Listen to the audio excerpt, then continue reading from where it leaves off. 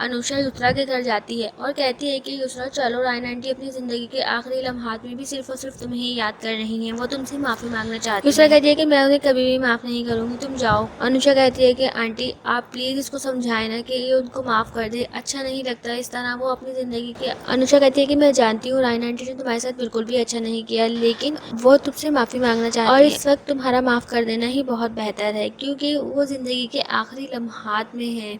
Please Yusra चलो मेरे साथ और उनको माफ कर दो ताकि उनकी जान आसानी से निकल सके। युसरा कहती है कि मैं उनको कभी भी माफ नहीं करूंगी। अनुषा तुम मुझसे ज़्यादा इस बारे में बात मत करो। युसरा कहती है कि मैं उनको कभी भी माफ़ नहीं करूंगी। रायन आंटी ने जो कुछ भी मेरे साथ किया है वो सब कुछ मैं इतनी आसानी से नहीं भुला सकती। अनुषा हारिस की माँ भी पास ही होती हैं। अनुषा हारिस की माँ से कहती है कि आंटी अब आप ही इसको समझाएं कि चले मेरे साथ और उनको माफ़ कर दे। रायन आंटी अपनी ज़िंदगी के आखिरी लम्हात जी रही हैं, वो सिर्फ और सिर्फ इससे माफ़ी मांगना